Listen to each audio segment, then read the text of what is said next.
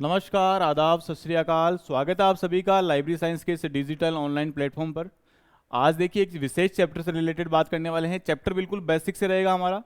Basic chapter का मतलब है कि हम जो चर्चा करने वाले हैं बिल्कुल जीरो लेवल से चर्चा करने वाले हैं। जैसे कि आपने क्लासिफिकेशन के बारे में हेडिंग देखी होगी और इस क्लासिफिकेशन से संबंधित हम चर्चा करने वाले हैं। क्लासिफिकेशन में देखिए, जैसे कि हम बात कर चुके हैं पहले भी यहाँ से, कि क्लासिफिकेशन जो शब्द है उस शब्द की उत्पत्ति किस प्रकार से हुई है, किस भाषा के किस शब्द से क्लासिफिकेशन शब्द बना है। जैसा कि मैंने बताया भी आप सभी को कि क्लासिफिकेशन शब्द जो है वो लैटिन भाषा के क्लासिस शब्द से इसकी उत्पत्ति होती है। और क्लासिस शब्द का जो अर्थ है वो क्या होता है, श्रेणी, दर्जा, वर्ग या फिर विभाजन इसको कह सकते हैं। सर्वप्रथम इस क्लासिस शब्द या क्लासिफिकेशन शब्द का सर्वप्रथम जो यूज किया गया था, जिसका जो उपयोग किया गया था, वो रोम साम्राज्य में किया गया था। अब देखिए बात कर लेते हैं रोम साम्राज्य की। तो रोम साम्राज्य में एक समाज को अलग अलग श्रेणियों में विभाजित किया जाता था। इन श्रेणियों में विभाजन के फलस्वरूप ही आज इस क्लासिफिकेशन का निर्माण हुआ है या फिर इस क्लासिफिकेशन शब्द की उत्पत्ति हुई है। आज हम जो क्लासिफिकेशन पढ़ते हैं या इस क्लासिफिकेशन का अर्थ जो है या इसका जो तात्पर्य है वो दो भागों में विभाजित किया गया है। एक होता है आपका सामान्य क्लासिफिकेशन, यानी कि जिसको जनरल क्लासिफिकेशन या सामान्य वर्गीकरण के नाम से जानते हैं। और दूसरा जो क्लासिफिकेशन है दोस्तों, उसको बोलते हैं हम पुस्तकालय वर्गीकरण या फिर हम कह सकते हैं लाइब्रेरी क्लासिफिकेशन। तो लाइब्रेरी क्लासिफिकेशन में भी जब हम क्लासिफिकेशन करते हैं तो काफ़ी सारी स्कीम्स जो है वो यूज़ की जाती है।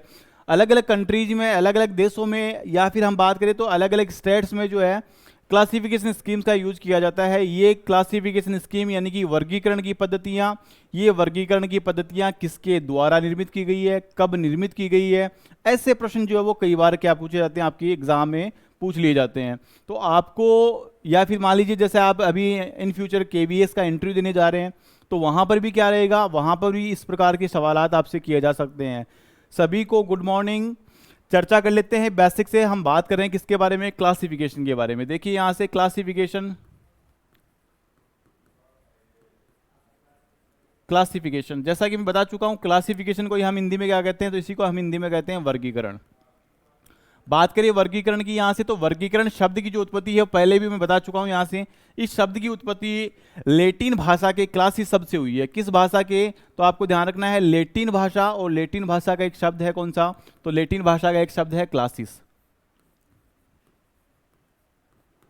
क्लासिस, इस क्लासिस शब्द का जो तात्पर्य है या इस क्लासिस शब्द का जो अर्थ है वो क्या होता है, तो वो भी है दोस्तों आपको ध्यान रखना है। इसी को हम कहते हैं श्रेणी, श्रेणी, वर्ग, वर्ग, दर्जा, या फिर हम क्या कह सकते हैं, या कह सकते हैं विभाजन, या क्या कह सकते हैं विभाजन।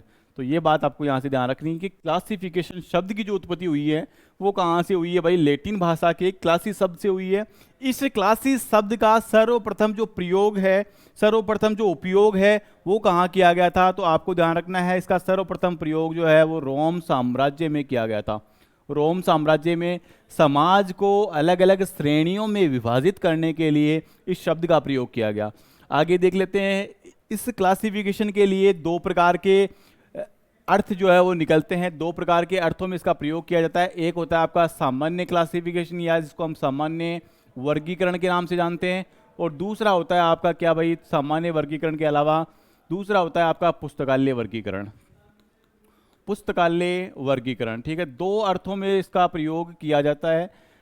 तो हम जो चर्चा करने वाले हैं वो पुस्तकालय वर्गीकरण से संबंधित बात करने वाले हैं। पुस्तकालय वर्गीकरण में पुस्तकों का जब हम क्लासिफिकेशन करते हैं, बुक्स का क्लासिफिकेशन करते हैं, तो वहाँ पर कई प्रकार की वर्गीकरण पद्धतियों का यूज़ किया जाता है। ये वर्गीकरण की पद्धतियाँ कौन कौन सी है उनके बारे में हम क्या कर लेते हैं, थोड़ी सी चर्चा कर लेते हैं। यहाँ से बेसिक से जो सवाल पूछा जाता है, हालांकि बहुत से जो स्टूडेंट पुराने हैं उन सभी को पता है यहाँ से कि किस क्लासिफिकेशन स्कीम का निर्माण कब हुआ है, किसने किया है। तो वो जो चीज़ें हैं या जो बातें हैं वो हम यहाँ से क्या करने वाले हैं, स्टार्ट करने वाले हैं। तो देख लेते हैं। सबसे पहले जैसे हमारे पास सबसे पहले क्लासिफिकेशन स्कीम है डीडीसी, ठीक है ना। सबसे पहले क्लासिफिकेशन स्कीम है डीडीसी, उसके बाद में ले लेते हैं हम यूडीसी, उसके बाद में हम ले लेते हैं यहाँ से सीसी, इसके बाद में हम ले लेते हैं यहाँ से बीसी, इसके बाद में हम ले लेते हैं यहाँ से ईसी, इसके बाद में हम ले लेते हैं यहाँ से आरआईसी, इसके बाद में हम ले लेते हैं यहाँ से बीएसओ, इसके बाद में हम ले लेते हैं यहाँ से LCC, ठीक है ना। इस प्रकार से काफ़ी सारी वर्गीकरण पद्धतियाँ हमारे पास ऑलरेडी अवेलेबल है, जिनके आधार पर एक पुस्तकालय में क्लासिफिकेशन का कार्य किया जाता है, पुस्तकों का अरेंजमेंट किया जाता है। तो पुस्तकों का अरेंजमेंट भी हम किस प्रकार से करते हैं, तो जो सम्मान विषय की पुस्तकें होती हैं उन्हें हम एक तरफ रखते हैं, और जो असमान पुस्तकें होती हैं उन्हें हम क्या कर देते हैं, अलग करने का कार्य करते हैं। क्लासिफिकेशन जो है वो हमारे दैनिक जीवन से भी जुड़ा हुआ है।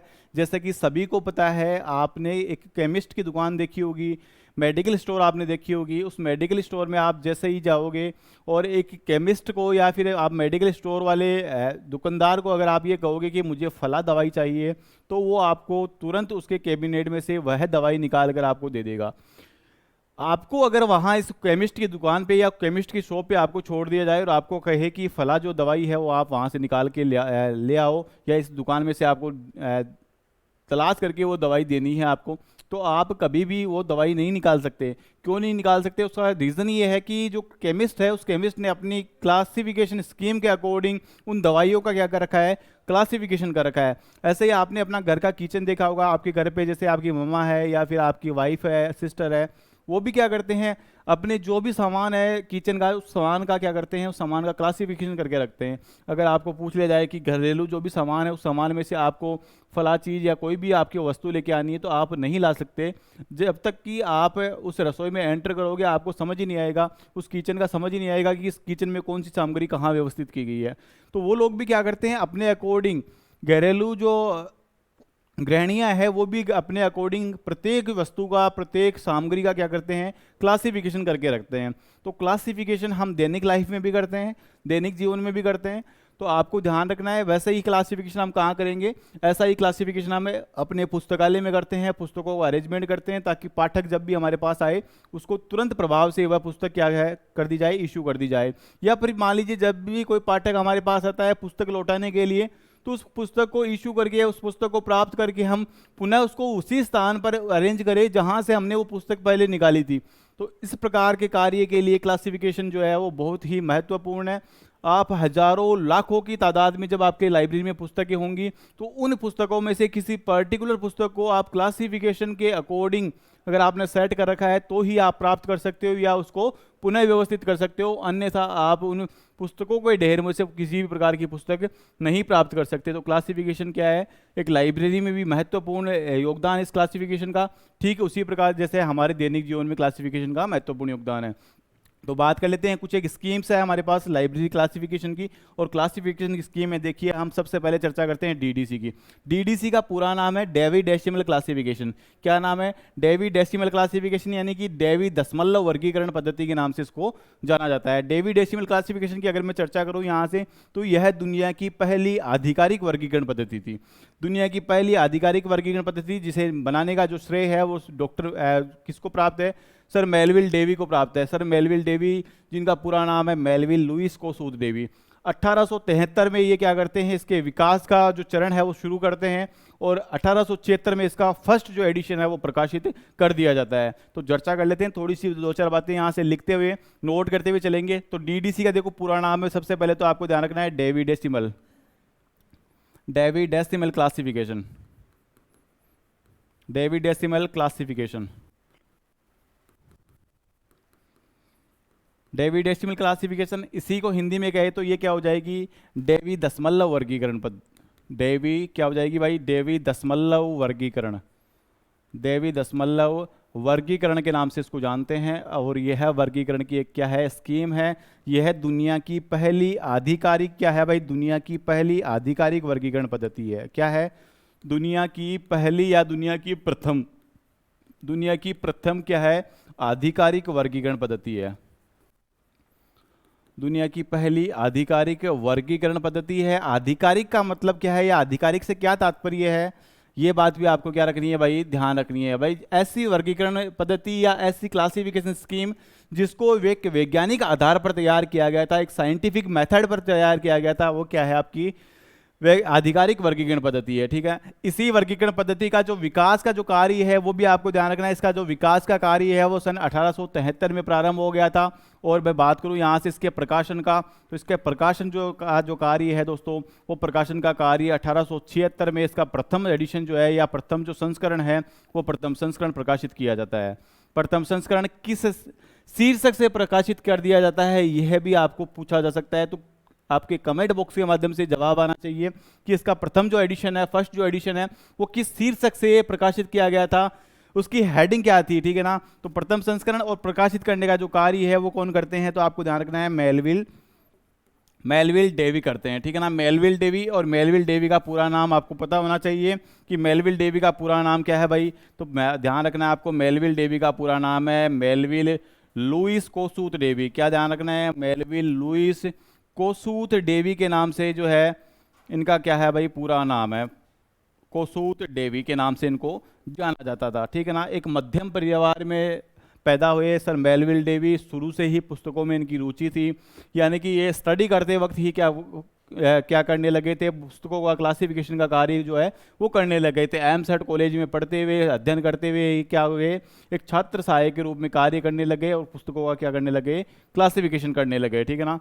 तो यहाँ से आपको ध्यान रखना है इनके बारे में। साथ ही आपको ध्यान रखना है ये जो स्कीम है दोस्तों, यह इतनी पॉपुलर है कि विश्व स्तर पर अब तक इसके कुल कितने, तो आपको ध्यान रखना है कुल 23 एडिशन प्रकाशित किए जा चुके हैं।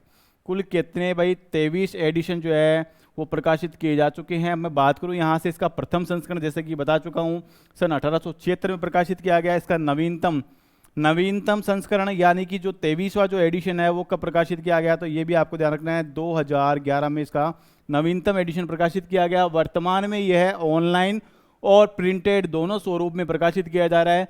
वर्तमान में इस डीडीसी का कॉपीराइट या इसकी देखभाल का जो कार्य है दोस्तों वो किसके द्वारा किया जा रहा है, तो इसका जो देखभाल का कार्य है वो वर्तमान समय में OCLC के द्वारा किया जा रहा है।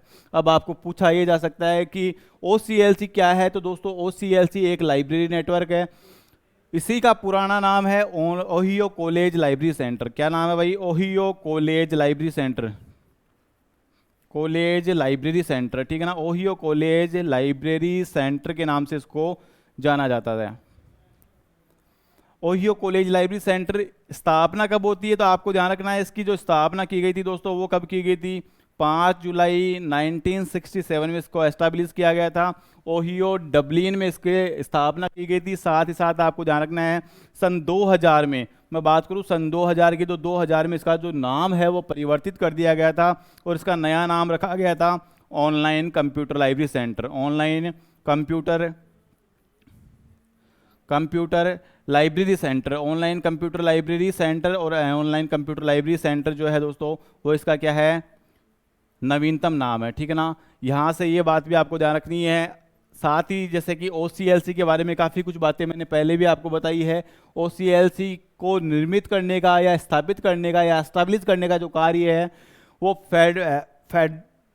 फ्रेड जी किलगोर के द्वारा किया गया था। कब, तो 5 जुलाई 1967 को किसके द्वारा इसको एस्टैब्लिश किया गया था, स्थापित किया गया था, तो आपको ध्यान रखना है फ्रेड जी किलगोर के द्वारा।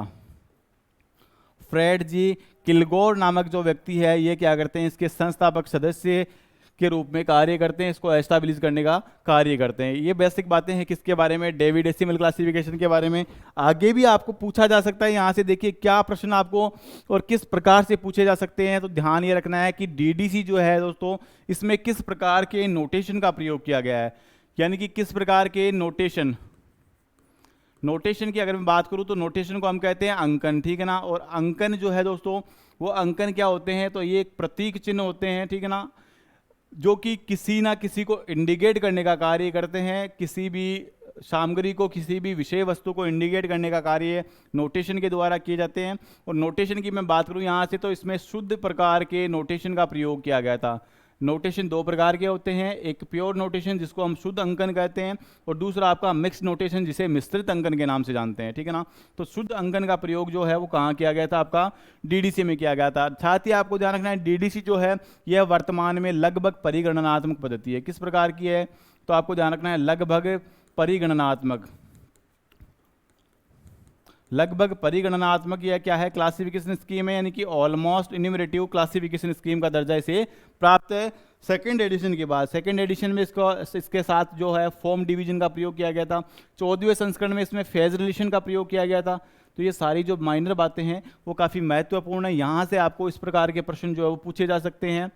वर्तमान में इस डीडीसी का जो कॉपीराइट है वो ओसीएलसी के पास है, और इस डीडीसी का वर्तमान में जो प्रधान संपादक है वो आपका माइकल पेंजर है। इसके ऑनलाइन एडिशन को प्रत्येक 3 महीने से अपडेट करने का कार्य भी जो है वो ओसीएलसी के द्वारा किया जाता है। 23 एडिशन अब तक प्रकाशित किए जा चुके हैं, 24वें एडिशन का जो कार्य है वो अभी चल रहा है, ठीक है ना, कार्य जारी है। जल्द ही आपको 24वां एडिशन भी देखने को मिलेगा। ये जो 23वां एडिशन है ये 4 खंडों में प्रकाशित किया गया था, ठीक है ना, तो 4 खंडों में 23वां एडिशन प्रकाशित किया गया था। ये बात भी आपको यहाँ से क्या रखनी है भाई, ध्यान रखनी है। काफ़ी इंपॉर्टेंट स्कीम है, दुनिया के लगभग यानी कि दुनिया के अधिकांश पुस्तकालयों में इस क्लासिफिकेशन स्कीम का प्रयोग वर्तमान समय में किया जा रहा है। ये बात भी आपको क्या रखनी है भाई, ध्यान रखनी है, ठीक है। आगे बात कर लेते हैं, जैसे कि हमने दूसरी क्लासिफिकेशन स्कीम के बारे में चर्चा की यहाँ से, तो दूसरी जो हमारे पास क्लासिफिकेशन स्कीम है दोस्तों वो क्या है, यूडीसी। इसी यूडीसी को हम universal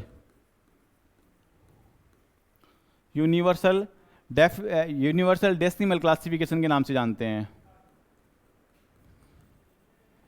decimal classification, universal decimal classification. और इस यूडीसी को यानी कि सार्वभौमिक, हिंदी में कहे तो ये क्या हो जाएगी, सार्वभौमिक दशमलव वर्गीकरण पद्धति, ठीक है ना, सार्वभौमिक दशमलव वर्गीकरण पद्धति, सार्वभौमिक दशमलव वर्गीकरण के नाम से इसको जाना जाता है। साथ ही साथ आपको ध्यान रखना है कि इस क्लासिफिकेशन स्कीम का जो निर्माण कार्य है वो सन 1905 में प्रकाशित किया गया था। इसको बनाने का जो कार्य है वो फीड के द्वारा शुरू किया गया था। फीड एक संस्था थी उस समय, और फीड को बनाने का जो कार्य है वो 2 व्यक्तियों के द्वारा किया गया था। यानी कि इसी क्लासिफिकेशन स्कीम में भी 2 व्यक्तियों का महत्वपूर्ण रोल था। एक का नाम था आपका हेनरी लॉ फोंटेन, और दूसरे व्यक्ति का नाम था भाई पॉल ऑटलेट। दूसरा व्यक्ति पॉल ऑटलेट, ये दोनों व्यक्ति बेल्जियम निवासी थे, पॉल ऑटलेट, और ये दोनों व्यक्ति जो है दोस्तों पेशे से क्या थे, वकील थे। अब ये दोनों व्यक्ति जाते हैं किसके पास, मेलविल डेवी के पास, और मेलविल डेवी को ये कहते हैं कि हम आपकी जो क्लासिफिकेशन स्कीम है इसको हम क्या करना चाहते हैं, इसमें हम अमेंडमेंट्स देना चाहते हैं, कुछ संशोधन करना चाहते हैं, और संशोधन फलस्वरूप हम जो है इसको एक नया स्वरूप प्रदान करना चाहते हैं। तो मेलविल डेवी से अनुमति लेने के बाद में ये दोनों व्यक्ति इसको संशोधित करने का कार्य करते हैं, किसको, डीडीसी को।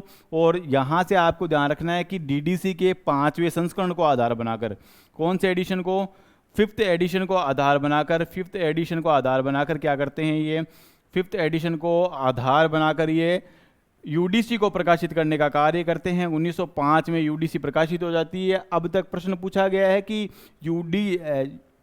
यूडीसी जो है वो डीडीसी के किस संस्करण पर आधारित है, तो आपको ध्यान रखना है कि यूडीसी जो है वो डीडीसी के 5वें संस्करण पर आधारित है, ठीक है ना। तो ये दोनों व्यक्ति क्या करते हैं, इसको बना देते हैं। आपको ध्यान ये रखना है कि यूडीसी के अब तक कुल 7 संस्करण प्रकाशित किए जा चुके हैं। कुल 7th एडिशन जो है वो प्रकाशित किए जा चुके हैं। कुल कितने संस्करण भाई, तो आपको ध्यान रखना है कुल संस्करण कितने, तो 7 संस्करण प्रकाशित किए जा चुके हैं। साथ ही साथ आपको ध्यान रखना है क्या, तो इसमें से भी 4 तो इसके पूर्ण संस्करण है, फुल एडिशन है, 4 पूर्ण संस्करण है, और 3 इसके क्या है भाई, संक्षिप्त संस्करण है, ठीक है ना। ये बात भी आपको क्या रखनी है, ध्यान रखनी है। यहाँ से एक व्यक्ति का नाम आता है हेनरी लॉ फोंटेन। सन 1913 में इस व्यक्ति को, 1913 में इस व्यक्ति को नोबेल पुरस्कार दिया जाता है। और नोबेल पुरस्कार भी किसके क्षेत्र में, तो यहाँ से आपको ध्यान रखना है नोबेल पुरस्कार इसको प्रदान किया जाता है, और किस क्षेत्र में प्रदान किया जाता है, तो यहाँ से ये बात भी आपको ध्यान रखनी है कि कौन से क्षेत्र में इसको नोबेल पुरस्कार प्रदान किया जाता है। कमेंट बॉक्स के माध्यम से आप भी हमें बता सकते हैं। इसके अलावा पॉल ऑटलेट का क्या रोल रहता है, तो डॉक्यूमेंटेशन के क्षेत्र में पॉल ऑटलेट का महत्वपूर्ण स्थान रहता है। तो पॉल ऑटलेट डॉक्यूमेंटेशन के क्षेत्र में क्या कार्य करते हैं, ये चीज़ें भी आप क्या कर सकते हो, कमेंट बॉक्स के माध्यम से हालांकि बता सकते हो। ये सारी चीज़ें मैं आपको नोट करते हुए लिखवाऊंगा, आप चिंता ना करें। पहले आप इस चीज़ को आराम से ध्यानपूर्वक समझते रहिए, ठीक है ना। इसके बाद में बढ़ जाते हैं आगे की ओर। आगे जब हम बात कर लेते हैं सीसी की, ठीक है ना। सीसी बोले तो सीसी का पूरा नाम ध्यान रखना है आपको। सीसी को हम पूरा नाम क्या है भाई, कोलन क्लासिफिकेशन, कोलन क्लासिफिकेशन। और कोलन क्लासिफिकेशन में देखो, इसी को हम कोलन क्लासिफिकेशन कहते हैं। इसी को हिंदी में भी हम कैसा कह सकते हैं, तो आपको ध्यान रखना है कोलन क्लासिफिकेशन, कोलन क्लासिफिकेशन, ठीक है ना। या फिर इसी को हम क्या कह सकते हैं, इसी को हम कह सकते हैं द्विबिंदु। इसी को हम क्या कह सकते हैं, द्विबिंदु वर्गीकरण, द्विबिंदु वर्गीकरण, इसी को हम क्या कह सकते हैं, तो इसी को हम कह सकते हैं वृहदान्त वर्गीकरण, वृहदान्त वर्गीकरण के नाम से भी जानते हैं, ठीक है ना। ये जो क्लासिफिकेशन की स्कीम है दोस्तों, इस क्लासिफिकेशन की स्कीम को बनाने का जो कार्य है वो भारत के महान व्यक्तित्व है, या भारतीय पुस्तकालय विज्ञान के जनक, या भारतीय क्लासिफिकेशन के जनक, भारतीय लाइब्रेरी क्लासिफिकेशन के जनक डॉक्टर एस आर रंगनाथन के द्वारा इसका निर्माण किया गया था, ठीक है ना।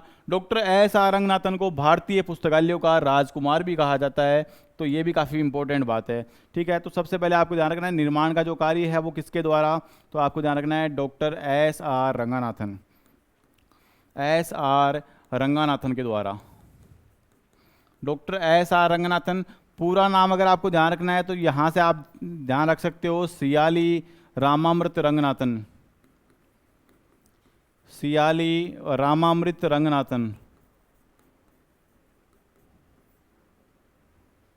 सियाली रामामृत रंगनाथन, रंगनाथन क्या हो जाएगा भाई, सियाली रामामृत रंगनाथन अय्यर, ठीक है ना। ये इनका क्या था भाई, पूरा नाम था, जिसमें से सियाली इनके गांव का नाम था, रामामृत जो है वो उनके पिता का नाम था, और रंगनाथन अय्यर जो है वो उनके स्वयं का नाम था, ठीक है ना। तो इस प्रकार से भी आपको प्रश्न जो है पूछा जा सकता है कि डॉक्टर एस आर रंगनाथन का पूरा नाम सियाली रामामृत रंगनाथन अय्यर है, तो इसमें सियाली क्या है, रामामृत क्या है, रंगनाथन अय्यर क्या है, ठीक है ना। तो ये भी आप क्या कर सकते हो, एक्सप्लेन कर सकते हो। इसके साथ में आपको ध्यान रखना है इस क्लासिफिकेशन स्कीम के जो निर्माण कार्य है वो सन 1933 में पूर्ण कर लिया गया था। 1933 में इसका फर्स्ट एडिशन, या हम कह सकते हैं प्रथम संस्करण प्रकाशित किया गया था, प्रथम संस्करण प्रकाशित किया गया था। पहला संस्करण 1933 में, दूसरा संस्करण आता है 1939 में, तीसरा संस्करण आता है 1950 में, चौथा संस्करण आता है 1952 में, पांचवा संस्करण आता है 1957 में,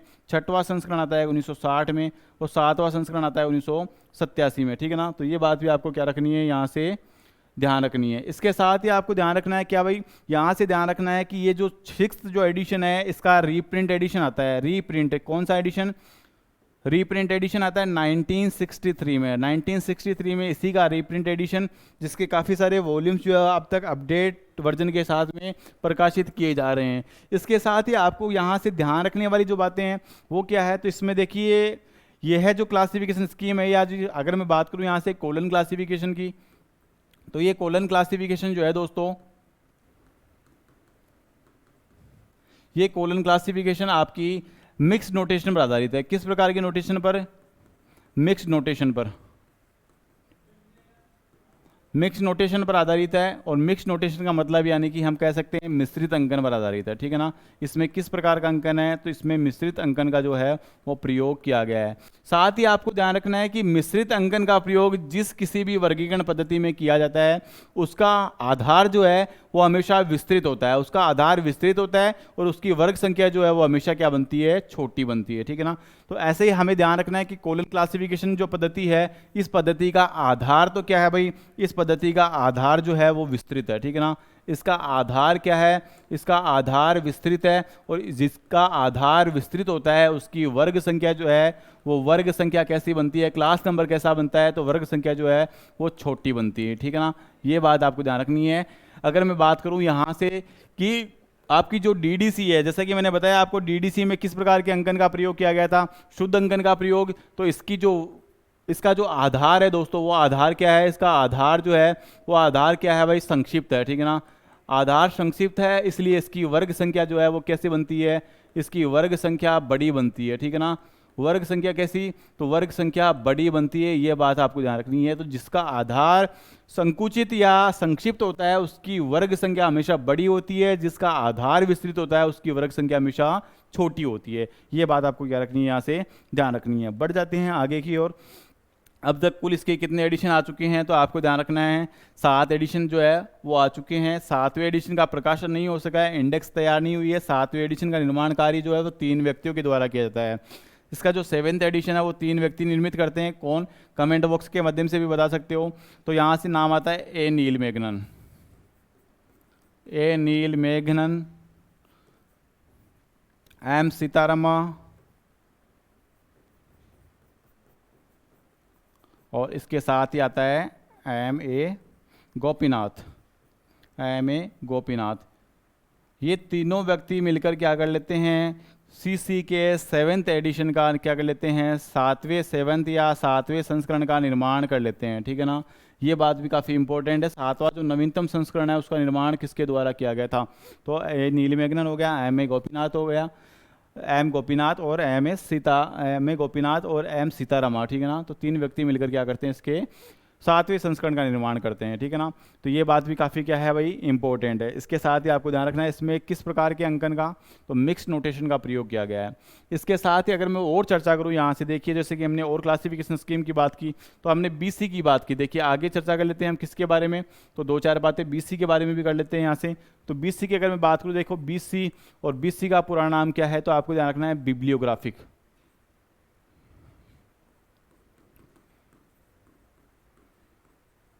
बिब्लियोग्राफिक क्लासिफिकेशन। और बिब्लियोग्राफिक क्लासिफिकेशन जो है दोस्तों वो किसके द्वारा बनाई गई थी, तो यहाँ से ध्यान रखना है, आपको एक नाम आता है H.E. ब्लिस। H.E. ब्लिस नामक व्यक्ति क्या करता है, बिब्लियोग्राफिक क्लासिफिकेशन स्कीम बनाता है। और ये स्कीम कब बनाता है, तो आपको ध्यान रखना है 1935 में बनाता है, 1935 को बनाता है, ठीक है ना। इसके साथ ही आपको देखो आगे बढ़ जाते हैं, बीसी के बाद में आ जाते हैं ईसी। इसी का पूरा नाम है एक्सपेंसिव क्लासिफिकेशन, एक्सपेंसिव क्लासिफिकेशन। और एक्सपेंसिव क्लासिफिकेशन की बात करूं यहाँ से, तो एक्सपेंसिव क्लासिफिकेशन को बनाने वाले व्यक्ति का नाम क्या है भाई, एक्सपेंसिव क्लासिफिकेशन कौन बनाता है, 1891 में आता है। और 1891 में कौन बनाता है, C.A. कटर बनाता है। कौन, C.A. कटर।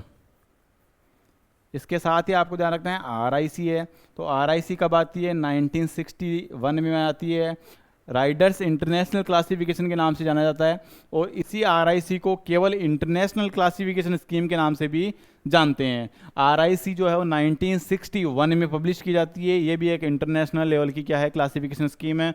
बात कर लेते हैं BSO की, तो BSO का पूरा नाम है board system ordering, board system ordering. और ये आती है आपकी 1978 में, ठीक है ना, 1978 में आती है। ब्रॉड नामक व्यक्ति इसका निर्माण करता है। नेक्स्ट आपकी LCC library of Congress classification, 1904 में इसका जो क्या किया जाता है, 1904 यानी 1904 में इसका प्रकाशन किया जाता है। बनाने का जो कार्य है वो लाइब्रेरी ऑफ कांग्रेस क्लासिफिकेशन के द्वारा, लाइब्रेरी ऑफ कांग्रेस के द्वारा, यानी कि अमेरिका का जो राष्ट्रीय पुस्तकालय है लाइब्रेरी ऑफ कांग्रेस, उसके द्वारा इसका निर्माण किया जाता है। ये काफ़ी सारी महत्वपूर्ण जो क्लासिफिकेशन स्कीम है इसकी बिल्कुल बेसिक से हमने जानकारी ली है यहाँ से। ये क्लासिफिकेशन स्कीम जो है कब निर्मित हुई, किसके द्वारा निर्मित की गई, किसका प्रयोग इसमें किया गया है, ये सारी जो बेसिक जो फॉर्मूले वाली बातें हैं वो हमने यहाँ से चर्चा की है। आगे जब हम बात करेंगे तो एक क्लासिफिकेशन स्कीम के बारे में पढ़ेंगे, वहाँ से बिल्कुल जीरो से चर्चा करेंगे प्रत्येक स्कीम के बारे में। तो आज के लिए इतना ही, बढ़ते हैं मिलते हैं नेक्स्ट क्लास के माध्यम से।